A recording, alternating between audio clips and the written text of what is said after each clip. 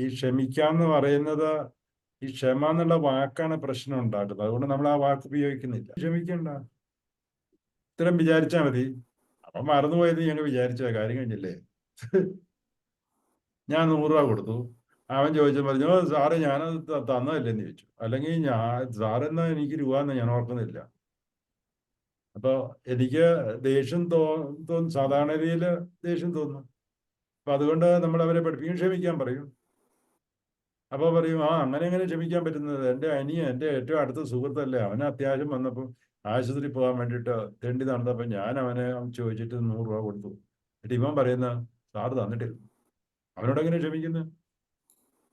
അപ്പൊ നമ്മൾ ഒരു നീ ക്ഷമിക്കണ്ട, നിനക്ക് സന്തോഷത്തിലിരിക്കണമല്ലോ.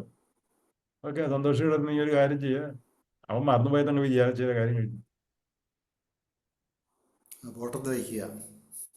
അങ്ങനെ പറഞ്ഞു അവൻ അവൻ മറന്നു പോയായിരിക്കും, അങ്ങനെ വിട്ടാലേ ടേക്ക് ഇറ്റ് ഈസി. അല്ലെങ്കിലും what is 100 rupees for you? You are not going to become a rich person, or you are not going to lose anything out of the 100 rupees. വിട്ടേര്, ലീവ് ഇറ്റ്. ക്ഷമിക്കാൻ പറയുമ്പോഴാണ് അവന്റെ ചങ്ക് പൊട്ടുന്നത്. അപ്പോ ഈ ക്ഷമ എന്നുള്ളതിന് നമ്മൾ വേറെ തരത്തിൽ അതിനെ അങ്ങോട്ട് മോഡിഫൈ ചെയ്തെന്ന് മാത്രമേ ഉള്ളൂ. സംഗതി ക്ഷമയാണ് അൾട്ടിമേറ്റ്ലി നടക്കുന്നത്. അത് നമ്മുടെ ഈ ഭൂലോകം ഉണ്ടായ കാലം മുതൽ ഇങ്ങനെ ക്ഷമിക്കുക ക്ഷമിക്കുക എന്നൊക്കെ പറഞ്ഞങ്ങ ഈ കാരണവന്മാരെല്ലാം പറയും, എടാ ക്ഷമിക്കുക ക്ഷമിക്കുക ക്ഷമിക്കുക എന്നൊക്കെ പറയും. അവര് ക്ഷമിക്കുന്നില്ല, പിന്നെ എങ്ങനെയാ നമ്മൾ ക്ഷമിക്കുന്നത്? ആർക്കെങ്കിലും ഈ ലോകത്തിൽ ആരെങ്കിലും ക്ഷമിക്കുന്ന കണ്ടിട്ടുണ്ടോ?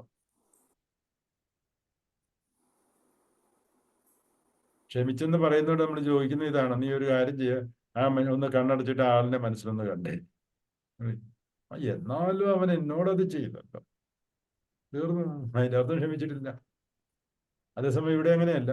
നമ്മളൊരു തോട്ട് കൊണ്ടുവന്നിട്ട് ഈ തോട്ട് അങ്ങ് നിലനിർത്തുക ചെയ്യും നമ്മെ കോൺഷ്യസ് മൈൻഡിൽ.